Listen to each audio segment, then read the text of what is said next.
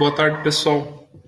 A gente fez aqui uma apresentação com algumas possibilidades aí para ajudá-los nessa condução dos projetos livres, né? Basicamente porque a gente identificou, né, tem identificado algumas dificuldades também, né? Vocês têm nos relatado, né? Então a gente montou isso aqui tentando contribuir nesse sentido. Então, basicamente, né, o que a gente percebe, né, a ideia de se é livre, como eu faço para ter, promover ideias, né? Como é que a gente pode ajudar os estudantes nesse sentido, a terem e desenvolverem ideias, e como que eu posso orientar os projetos, né? Como é que eu posso fazer isso? E aqui, independente do tema, né? Como é que eu ajudo nesse sentido de estruturação de um projeto e em termos de etapas, né? Como é que eu inicio, como é que eu posso conduzir, como é que isso finaliza. E aí a gente se inspira em dois grandes processos, né? Que é a própria aprendizagem baseada em projetos. Isso já está lá bem descrito no referencial metodológico do STEAM, vocês já devem também conhecer, também já devem ter usado, mas a gente reforça aqui até trazendo alguns exemplos, não de temas, mas do processo em si, né? Como é que isso pode ser feito, uma maneira de fazer isso, né? Da aprendizagem baseada em projetos, e uma outra possibilidade que a gente também está colocando é uma própria metodologia científica ou da engenharia inspirada na Febrace, né? E aqui é um pouco mais científico, um pouco mais formal, um pouco mais rigoroso, mas também é uma possibilidade interessante, tá? Então vamos lá. Primeira coisa é, bom, de onde que vem as ideias? Como é que a gente pode promover esse processo de ter ideias, né? E aí, tem um videozinho que eu não vou passar agora, mas eu deixo aqui no link para vocês poderem assistir, vale a pena, acho que tem uns 4 minutos e meio mais ou menos. Esse aqui é um resumo de um livro, né? Talvez vocês já conheçam, mas ele fala justamente como é que uma ideia conectada com outra ideia vira alguma coisa interessante, vira um projeto interessante. E aqui nesse caso que ele está falando é no contexto da inovação, né? Desenvolvimento de inovação. Então é bem interessante porque isso aqui, né? A forma, o que ele vai mostrar aqui, ajuda a gente a entender o próximo slide. Então eu vou deixar para vocês assistirem assistam isso aqui antes de passar para o próximo slide, beleza? Então vamos lá, eu vou passar aqui para o outro. Opa!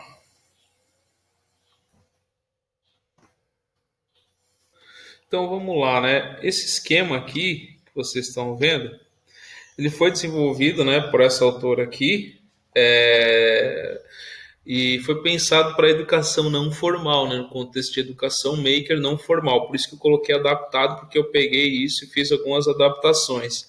Mas o que significa que vem da educação não formal? Na educação não formal, os objetivos não são definidos a priori, né? Eles são definidos pelo grupo. O grupo se reúne, existe um interesse em comum, e esse interesse comum se transforma num conjunto de atividades, práticas, estudos que esse grupo vai desenvolver, ou seja, a partir das demandas, das necessidades desse grupo.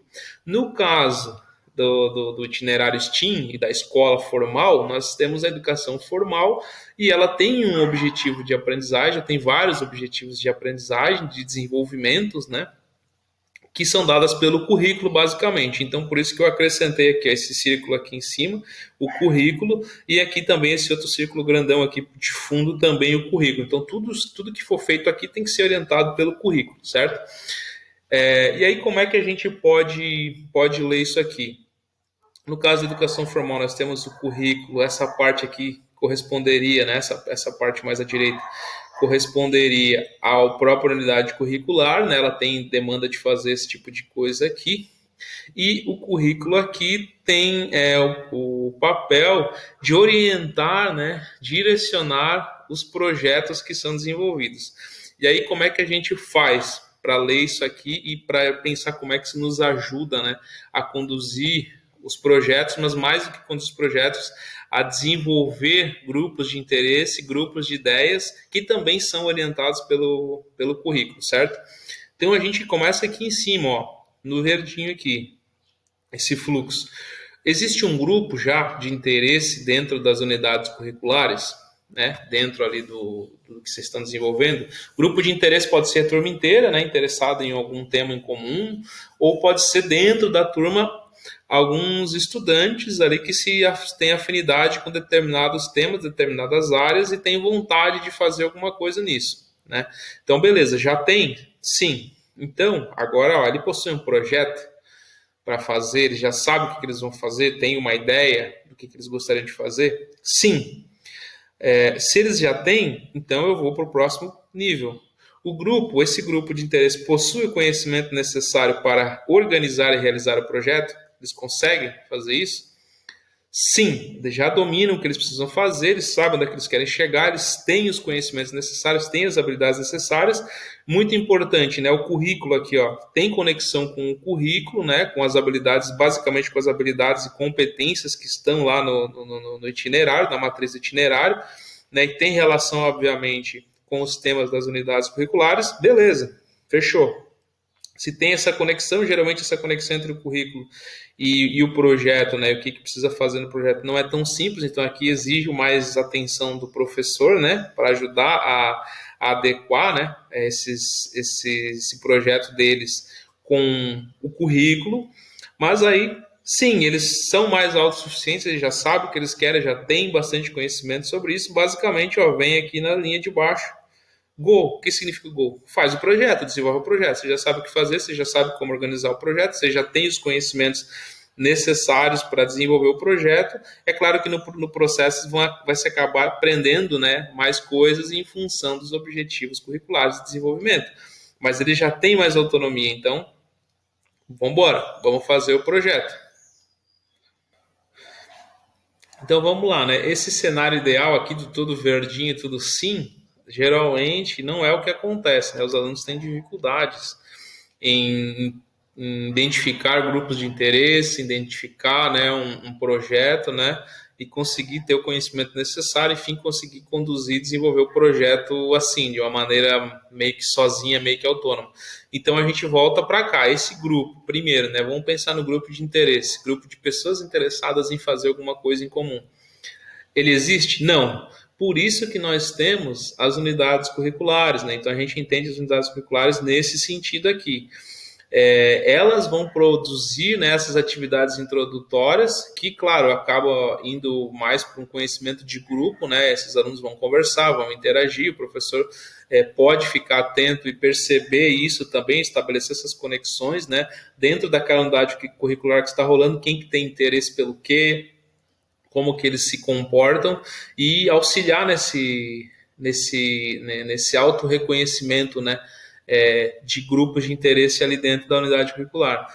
E as próprias atividades propostas no plano de ensino zero, né, que são atividades práticas, né, atividades maker, vamos fazer, vamos desenvolver, vamos investigar, vamos prototipar, vamos colocar a mão na massa, né, então pode ser desmontar e montar equipamentos, né, pode ser construir protótipos, design de objetos, estudos de caso, né, então o plano zero ele dá conta desse conjunto de atividades aqui. E aí isso aqui deveria promover um grupo de interesse aqui, e esse grupo de interesse, esses grupos de interesse aqui vão culminar em ideias de projetos. Se isso não acontecer, a gente tem que continuar propondo, né? Propondo atividades, propondo interações entre eles, propondo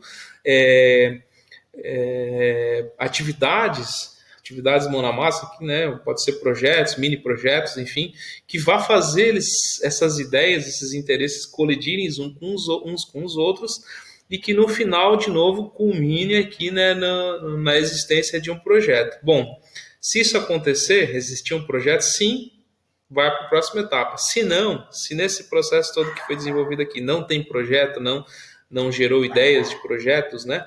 Ou seja, ao final das unidades curriculares não tem ideias de projetos do que fazer, nem grupos de interesse, vem para o não, né? Então, ele possui um projeto, não. O que eu faço? Eu vou ter que continuar discutindo com eles. Bom, vamos lá, o que vocês têm de interesse? Né? O que a gente pode fazer? O que vocês mais gostaram de fazer? O que vocês não gostaram de fazer? Quais são os objetivos da vida de vocês? Né?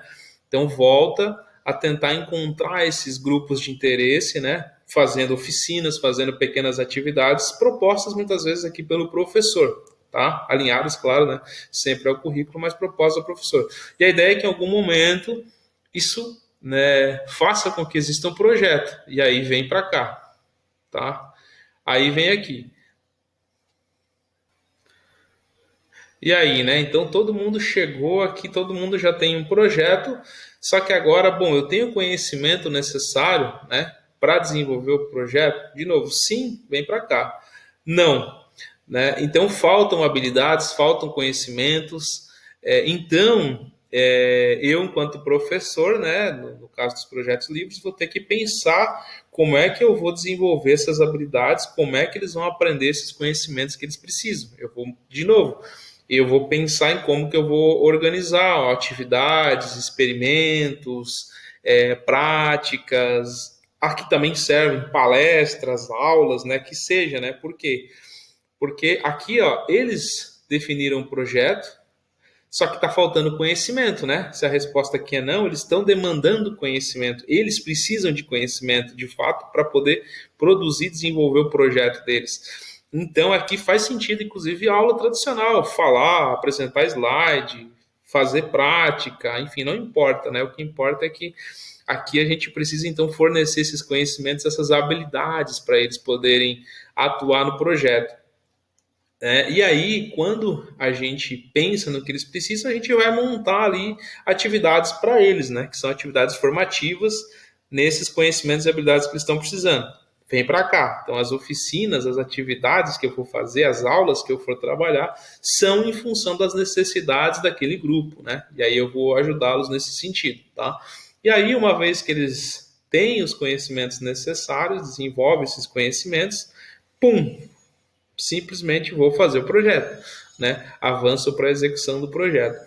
Então, basicamente, esse esquema aqui é uma tentativa, né, de organizar, né, esses grupos de interesse em termos de temas em comum, fazendo se conhecer, fazendo o grupo se conhecer, fazendo o grupo explorar diferentes ideias, para que essas ideias gerem uma ideia de projeto, o que eu posso fazer, e para que isso venha para cá. E aí isso demanda conhecimento. Eu tenho um interesse de fazer alguma coisa, desenvolver um projeto. Eu não sei o que eu vou fazer. Aí eu venho para cá e eu vou dar aula efetivamente. Vou dar aula, vou fazer atividades práticas, vou buscar outras pessoas para me ajudar, né? Porque às vezes os conhecimentos aqui não necessariamente são só meus, só eu que domino, né? Só eu, professor daquela minha área, de repente não domino tudo que é necessário. Eu vou tentar buscar outros profissionais para me ajudar, né? E aí culmina aqui, né, na execução efetiva do projeto, certo? Então, esse seria uma forma de tentar organizar esse processo, né, de criação de grupos, de criação de ideias e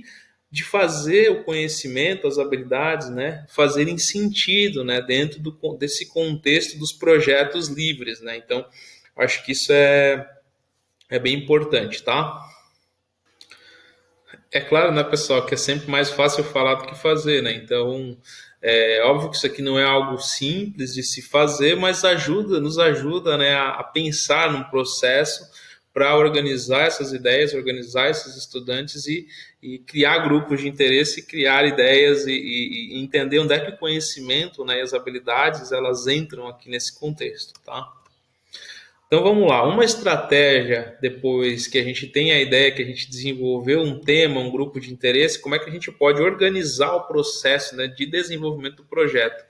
Então uma delas é a aprendizagem baseada em projetos que vocês já devem conhecer, a famosa ABP aí, né?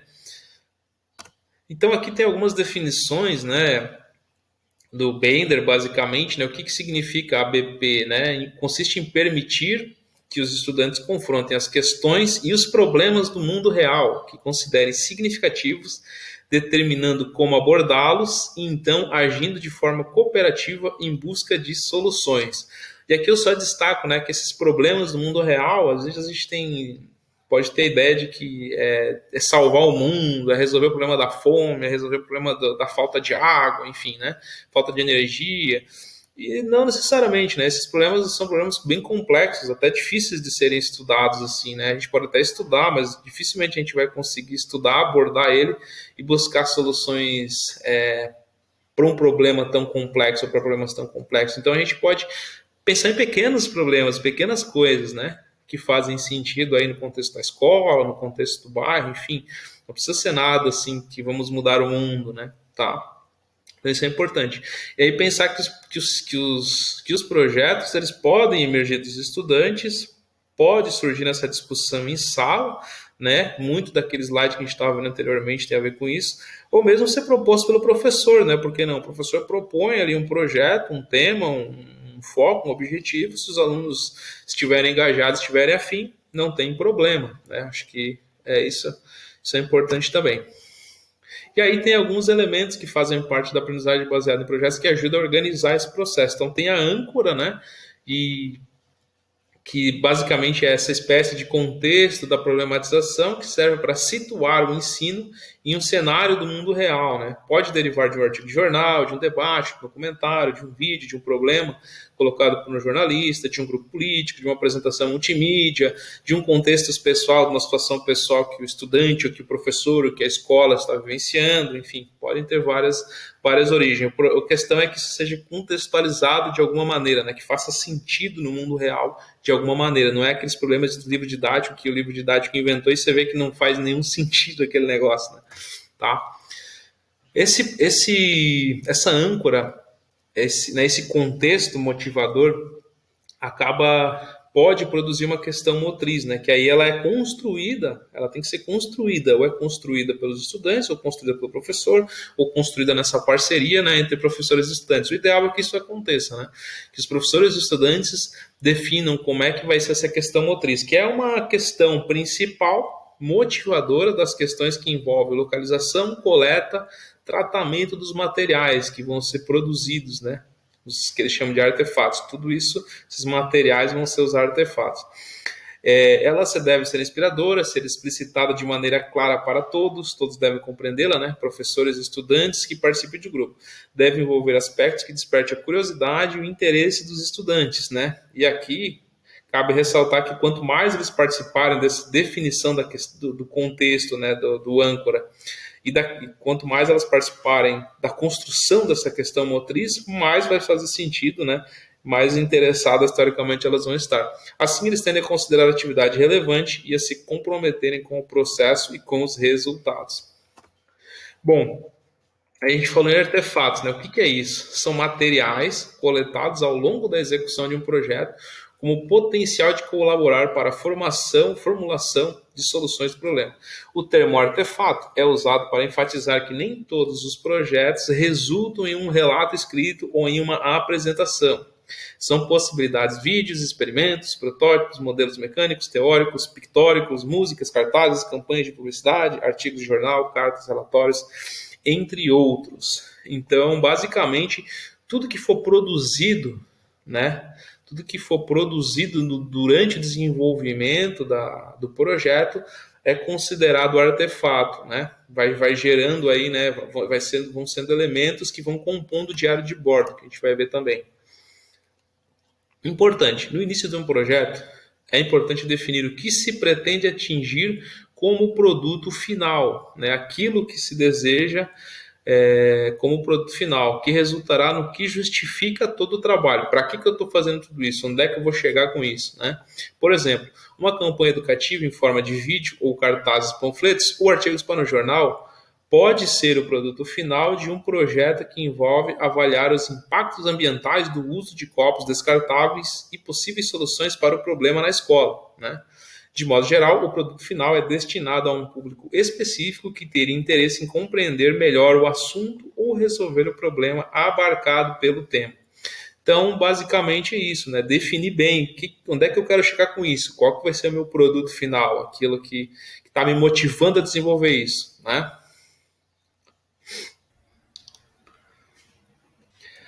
Então, basicamente, a gente tem a âncora, que é um contexto principal de onde que surge, né, esse problema que vai gerar a questão motriz. Essa questão motriz pode ser discriminada em questões específicas, né, cuja resposta dessas questões específicas, as investigações, as prototipagens que são derivadas das questões específicas ajudam, né, no final a resolver, a realizar, né, a questão motriz. Os próprios artefatos, né, aquilo que eu vou desenvolvendo ao longo do processo, e o diário de bordo, né, que eu vou registrando tudo isso, né, eu vou juntando esses elementos todos que eu vou desenvolvendo, e no final eu tenho o produto final, né, que é aquilo que é o grande objetivo, né, a materialização da resposta da questão motriz, né.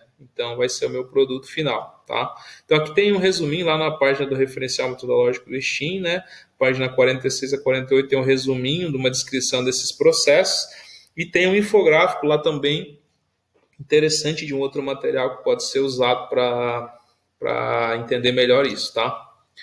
Então aqui a gente montou algumas sugestões de projetos, né? Então aqui no contexto da acessibilidade, como é que a gente poderia... Lembrando que são fictícios, tá? Na prática, né, da sala de aula, a gente sabe que isso acontece também de uma maneira diferente, mas aqui só para a gente entender o processo, né? Não se atentem aos temas, né? Se atentem ao processo de construção desses elementos da aprendizagem baseada em projetos.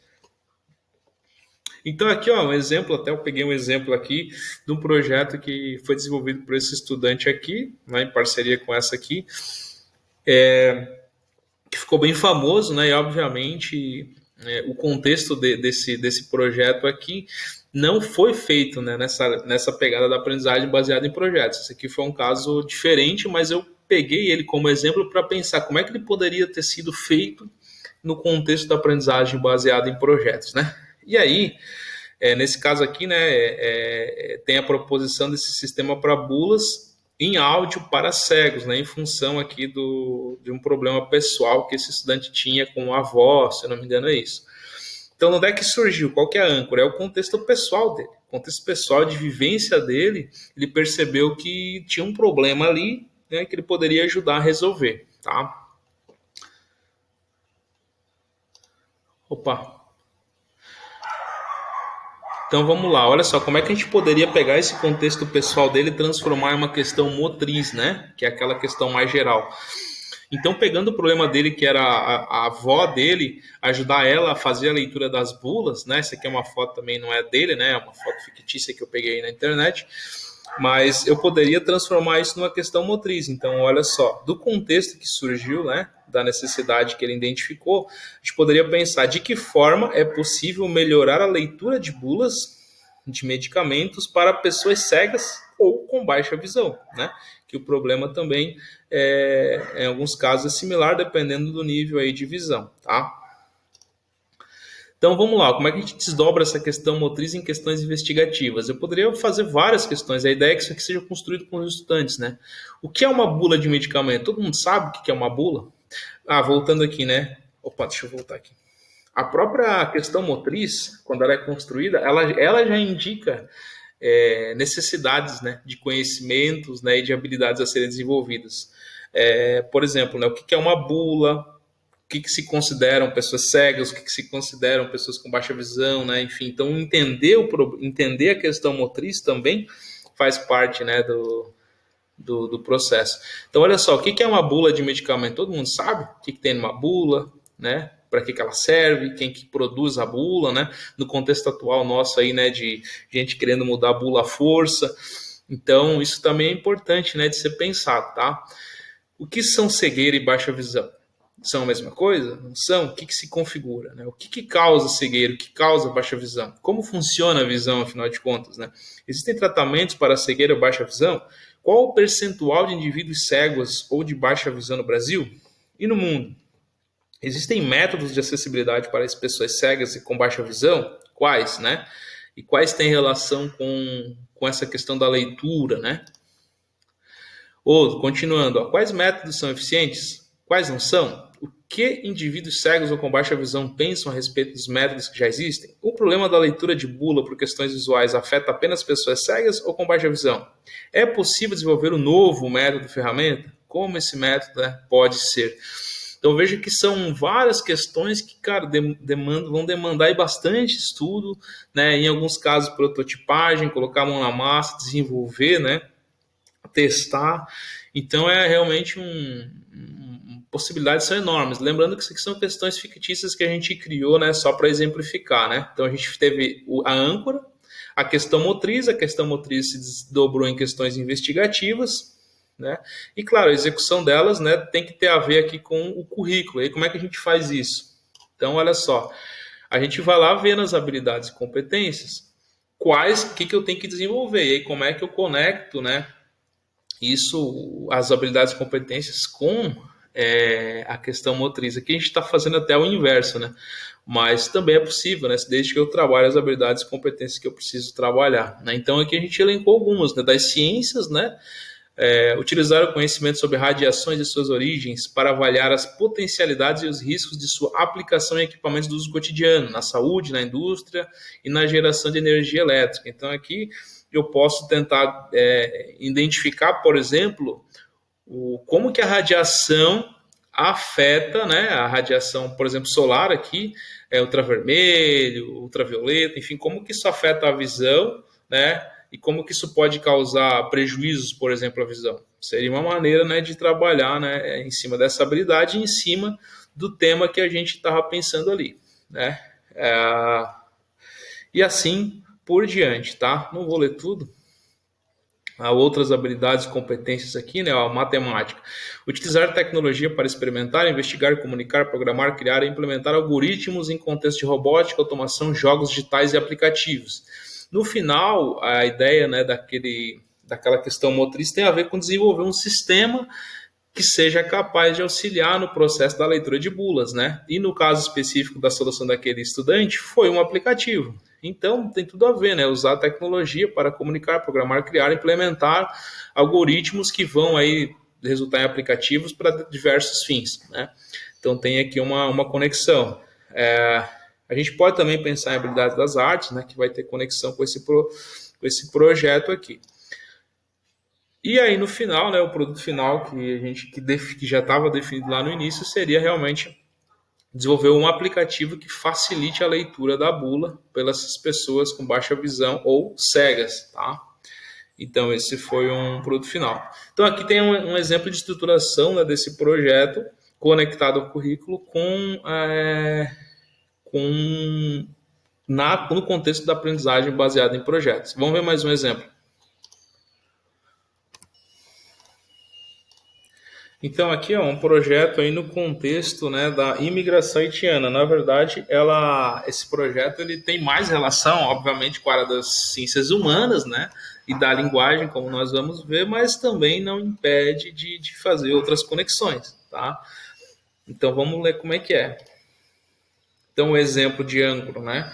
Por exemplo, né, pegar uma reportagem aqui, né, com essa crise, né, que vem acontecendo, né, com os desastres lá no Haiti e essas pessoas, né, migrando para várias partes do mundo, também para o Brasil, né, e isso geram aí várias situações, né. Então aqui essa reportagem fala um pouquinho disso, né, contextualiza, seria um possível âncora para isso. É claro que podem haver outras, né, próprias discussões na turma que são geradas a partir, né, de um vídeo como esse ou de outras situações pessoais que os estudantes e que vocês aí em cada região já tenham vivido, né, tenham ouvido, tenham acontecido.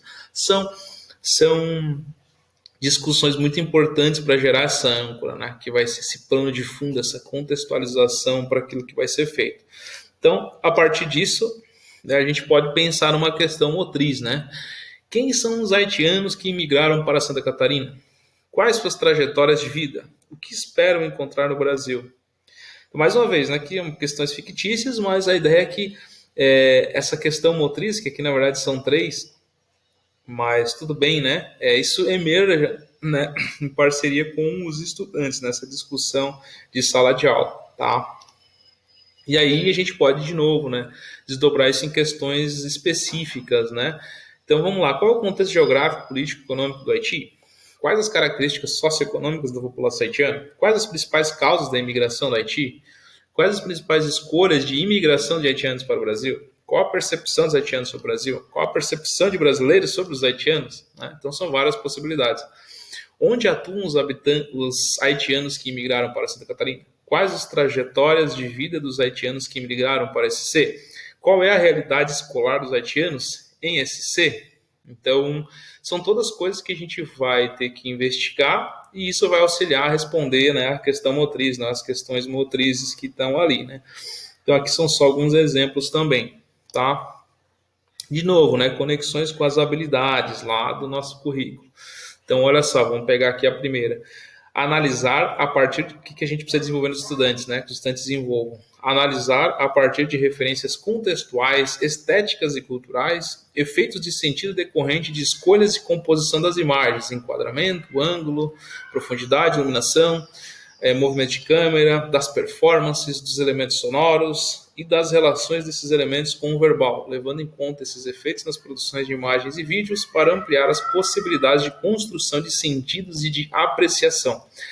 Essa habilidade aqui, ela está mais associada ao produto final que é proposto, né, nesse caso, para esse tema. Né? O produto final é a produção de uma obra audiovisual. Então, uma obra audiovisual, ela vai sempre ter um sentido de produção, né? Ela tem ali um objetivo, né, final de se trabalhar, de se passar a mensagem, e isso é construído, né, audiovisualmente falando, né? Essa narrativa ela vai sendo composta, vai sendo construída. Então, essa é uma habilidade que tem a ver com isso. Mas também poderia ser desenvolvida de outra maneira, né? Eu poderia trabalhar a análise de várias reportagens diferentes falando sobre essa imigração dos haitianos, por exemplo, e perceber as diferenças de formas de abordagem, tentando entender como que esses elementos contextuais, culturais, os elementos sonoros, né, os tipos de câmeras, tomadas, as formas como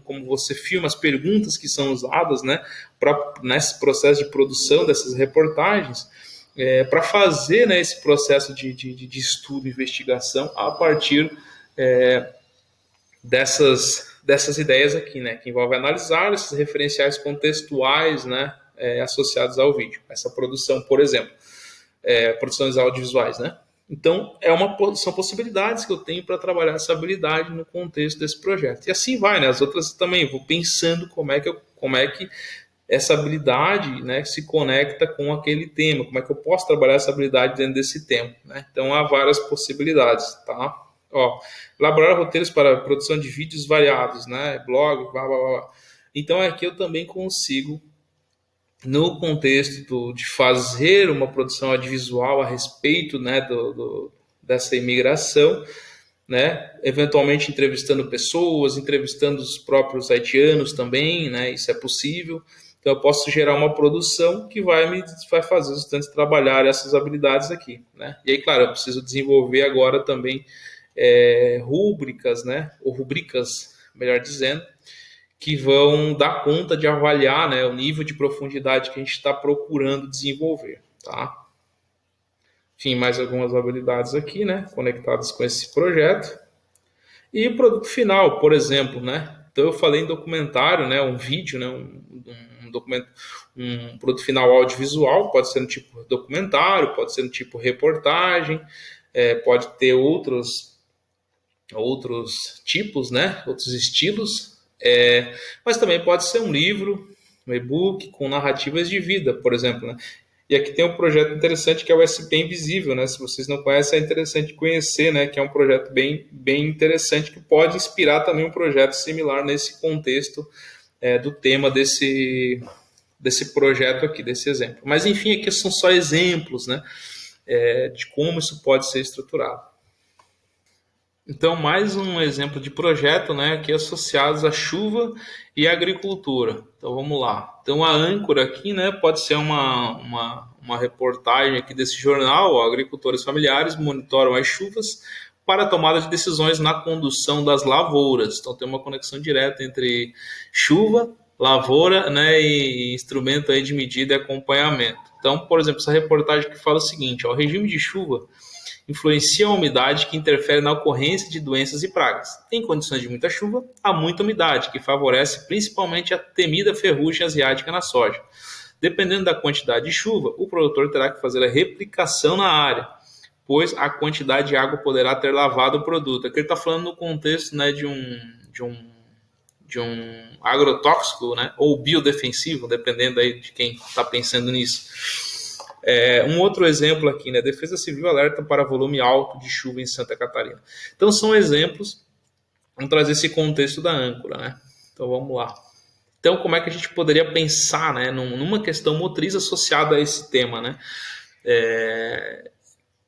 Por exemplo, qual seria a viabilidade técnica financeira na construção de um pluviômetro automático, né, baseado em internet das coisas, IoT, de baixo custo para leitura do índice de chuva local, né? Porque vocês veem aqui que vocês veem que no slide anterior, né, e a reportagem fala bastante disso, sobre esses instrumentos, né, que basicamente uma caixinha de acrílico com a milimetragem ali que os agricultores usam para medir, né, esse índice de chuva, né, e então como é que a gente poderia criar um processo mais eficiente, porque isso ajudaria de alguma maneira esses produtores, por exemplo, seria uma alternativa, né?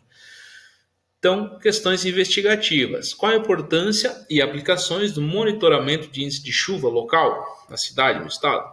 Qual é a medida de chuva anual para a sua região? Quais os problemas vinculados ao excesso e carência de chuvas na sua região, cidade, estado? O que causa chuvas? Quais fatores podem afetar o padrão esperado de chuvas de uma região? O que é um pluviômetro e como ele funciona? De quais formas é possível construir um pluviômetro? De qual maneira é possível construir um pluviômetro IoT automático para o monitoramento de chuva local? Quais os pontos positivos e negativos de um pluviômetro automático IoT? Você recomendaria o uso de pluviômetros automáticos para pequenos produtores rurais? Por quê? Então, aqui são algumas questões investigativas que vão auxiliar, né, a responder aquela questão motriz, tá? Aí, habilidades, de novo, né, que mais a ver com ciências, né? Uma que é analisar e representar as transformações e conservações de sistemas que envolvem quantidade de matéria, de energia e de movimento para realizar previsões em situações cotidianas e processos produtivos que priorizem o uso racional dos recursos naturais, né? Então, o estudante tem que analisar e representar essas transformações e conservações. Então, entender o ciclo da água, como que ela funciona, como que ela está associada com diferentes transformações, né? No ambiente natural. Ajudar a realizar previsões a partir disso, né, situações cotidianas. Então, está muito úmido, está pouco úmido, choveu demais, choveu pouco, enfim, são possibilidades aqui, estou dando só alguns exemplos, tá? E assim vai para as outras habilidades também. Tem mais aqui, ó, até trouxe mais, né, da matemática, tecnologia, das artes, né, tentando fazer algo mais interdisciplinar também, né, até porque as perguntas, né, aquelas perguntas investigativas, questões investigativas, elas abrem mais o leque, né, e aí tudo vai depender, claro, do enfoque, né, que a turma, que aquele grupo que vocês precisam desejam também dar para o projeto, né, e também em função das habilidades e competências que precisam ser desenvolvidas, tá? E aí, como produto final, por exemplo, tem duas possibilidades aqui, né? Pode-se fazer uma ou ambas, né? Por exemplo, um protótipo de pluviômetro automático e IoT funcional. Seria um produto final, né? Construir esse protótipo desse pluviômetro. E um relatório indicando o processo de construção do pluviômetro, materiais e processos, seu custo, validação realizada e recomendação a respeito dos prós e contras desse pluviômetro desenvolvido, quando comparado a outras soluções existentes, né? Que no final isso aqui vai ajudar a responder a questão motriz. Então, é uma outra possibilidade, né, de trabalhar com esse projeto aqui, né? Lembrando que aqui são exemplos, né? Exemplos teóricos, né? Eu acho que na hora de montar, a gente desenvolver isso com os estudantes, isso vai ser diferente certamente, tá? E aí, né, pessoal, só lembrando que a aprendizagem baseada em projetos é uma alternativa para tentar mudar a forma como os conhecimentos, né, que a gente estava acostumado, né, os conteúdos que a gente chama, eles são trabalhados na educação, né? Então, a ideia da aprendizagem baseada em projetos era mudar esse sentido, era fazer que esses conhecimentos tradicionalmente ensinados tivessem outro sentido, né? Aparecesse num contexto diferente. Inclusive, surge de um contexto de ensino, né? De graduação em medicina, né? Porque tinha-se uma graduação muito focada em conceitos, né? Muito, digamos assim, teórico e contextualizado, né? E a ideia foi, bom, temos que trabalhar, né? Desenvolver as habilidades médicas, os conhecimentos médicos de forma diferente, de forma contextualizada, né? A gente precisa que o médico saiba o que ele está fazendo, que ele pegue um paciente, que ele trabalha tendo um paciente e consiga aplicar aqueles conhecimentos, aquelas habilidades no paciente. Então, eu preciso mudar a formação. E aí surge, né, a ideia de trabalhar por projetos no contexto de graduação em medicina. E aí a educação foi se apropriando de diferentes maneiras, né, dessa ideia, tá? Por que eu estou falando isso? Porque a aprendizagem baseada em projetos, ela não é uma iniciação científica. Entretanto, a gente pode também trabalhar com um processo mais estruturado, né, mais científico, e também, consequentemente, mais rigoroso do que a aprendizagem baseada em projetos, que é a ideia da iniciação científica. E aqui eu vou trazer também uma possibilidade que a gente vem trabalhando, que tem a ver com o que a Febrace, né, o modelo da Febrace, né. Então a gente pode se inspirar no modelo dessa Febrace, que é a Feira Brasileira de Ciência e Engenharia, que é mais rigorosa, né, que tem um passo a passo um pouco mais definido, né, para poder acontecer. E a gente pode também se inspirar nisso. Aí, basicamente, qual que seria a ideia nesse caso, né? Se a gente for trabalhar numa iniciação científica, nessa linha da iniciação científica, a gente tem que trabalhar com plano de pesquisa, né? E, no final, um relatório, um artigo científico. O plano de pesquisa tem mais a ver com o planejamento mesmo, né? O que eu vou fazer, qual que é o objetivo, qual que é a justificativa, onde eu pretendo chegar e como, né? Qual é o procedimento, quais são os processos, os materiais, os métodos que eu vou usar para desenvolver a pesquisa. Ou seja, não é a pesquisa propriamente dita, é o planejamento da pesquisa. Uma vez que eu tenho o planejamento da pesquisa, eu vou desenvolver a pesquisa, né? E aí, depois que eu desenvolver a pesquisa, isso vai gerar um resultado, vai gerar conclusões, vai gerar aí, né, um trabalho efetivamente realizado. E aí, esse trabalho eu vou produzir um outro documento, que é um relatório ou um artigo científico, né? São duas possibilidades principais. Só que nesse processo, né, entre o planejamento que eu vou fazer e eu fazer, né, que tem aqui no meio, faltou um fazer aqui, e esse relatório, esse artigo, eu vou produzindo coisas, né? E essas coisas são registradas no que chama de diário de bordo, que basicamente é um diário mesmo, né? Aquelas coisas que a gente vê em filme, do pessoal fazendo lá. Eu lembro muito do aquele filme A Lenda, né? A Lenda, com o Will Smith, que ele... Quem não viu é bem interessante, mas ele é um cientista e aí ele anota tudo, assim, né? Ele vai para o laboratório, anota, registra, faz gravações de áudio, enfim, ele sempre registra tudo que está acontecendo. Então, basicamente, o diário de bordo é isso. Você registra tudo que acontece, né, durante a realização da sua pesquisa. E tudo, eu digo tudo mesmo, data, onde que você fez, qual foi a experiência que você realizou, quais foram os materiais que você usou, qual foi o resultado que deu naquele dia, deu tudo errado, não tem problema, descreve como é que deu tudo errado, o que aconteceu, depois vai fazer de novo e assim vai. Então tem o diário de bordo aí como um importante registro ao longo de todo o processo de desenvolvimento da pesquisa. E um outro elemento importante, né, comitê científico e de ética, é que se eu quiser que essas pesquisas que eu vou desenvolver aqui, né, no caso da Febrace, tá? Tô falando aqui da feira da Febrace. Se eu quiser que essa pesquisa possa, por exemplo, ser apresentada numa Febrace, né, nessa feira, eu preciso passar esse projeto aqui, ó, esse plano de pesquisa, um comitê científico e de ética, dependendo do caso, né, vai precisar de passar em comitê de ética. E aí a gente pode fazer um comitê aqui, né, no SESI, a gente está precisando desenvolver um comitê científico e de ética para poder fazer essa análise, mas precisa desse parecer. Se a ideia é apresentar numa Febrace, eu preciso desses dois elementos cumpridos aqui.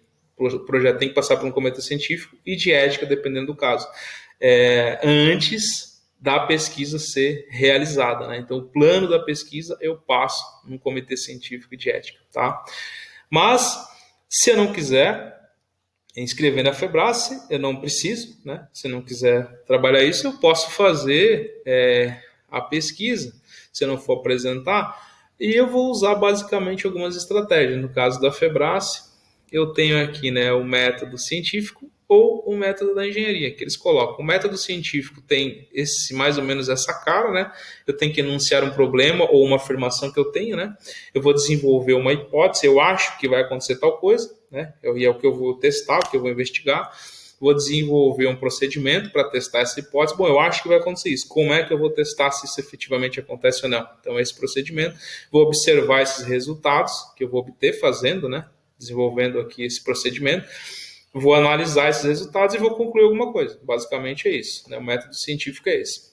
No caso do método da engenharia, ele é um pouquinho diferente, porque daí ele tem mais a ver com, não é só um problema, né? Eu vou pensar numa necessidade real, assim, né? Mais aplicada, né? Então eu vou reconhecer uma necessidade real aplicada, eu vou definir um problema a partir dessa necessidade de um indivíduo, de um processo, enfim, né? Vou propor alternativa de solução, vou avaliar as alternativas de solução, vou selecionar a alternativa preferida, né, que você acha que vai ser a mais eficiente, ou que você tem condições de desenvolver, né? Vou especificar essa solução, como é que ela vai ser, e vou comunicar o projeto, o que eu vou fazer. Então, descobri várias alternativas, vou por um caminho, né? E aí eu vou escrever o que eu pensei em fazer. Então, aqui eu estou planejando. E aí, a partir desse planejamento, do que eu acho que é o mais viável fazer, que eu tenho condições de fazer para resolver o problema, eu vou implementar essa solução, né? Vou fabricar, vou disponibilizar a solução e vou implementar a solução, né? Vou fabricar e disponibilizar a solução. Por fim, eu vou testar ela, vou analisar os resultados, se ela foi uma boa solução, o que deu certo, o que não deu certo, o que precisa melhorar, o que foi sucesso, e vou tecer conclusões a partir disso, né? De fato, afinal de contas, o que dá para concluir? Ela é uma boa solução ou não? Por quê? Né? Então, essa é a ideia do método da engenharia. E é isso, pessoal. Então, aqui espero que com essas ideias aqui, acho que ajudem vocês também a pensar aí na condução dos projetos, desenvolvimento das ideias dos estudantes. E aí a gente vai aprimorando também, se vocês tiverem ideias diferentes, né, que a gente possa incorporar, eu acho que vale a pena. Aqui tem algumas referências, né, básicas, assim, né, do STEAM na sala de aula, aprendizagem baseada em projetos. Então, a aprendizagem baseada em projetos, tudo que a gente falou ali, basicamente é o que o Bender discute, né, no livro dele. Aqui, né, o site da Febras, se vocês quiserem dar uma olhada, tem muita informação lá. Na verdade, o site tem muita informação, então, às vezes até é difícil achar nele. Mas essas ideias ali da iniciação científica são basicamente as que estão descritas aqui no site deles, né? E outras referências, caso vocês queiram também estudar um pouquinho mais. E o próprio, né, referencial do itinerário STEAM, né, que eu acho que vale a pena dar uma olhada assim de cabo a rabo, né, para ter essa visão geral do projeto, né, e dirimir também outras dúvidas que surjam aí no processo. Beleza? Então é isso aí. Se vocês tiverem alguma dúvida, alguma sugestão, só nos enviar. Um abraço.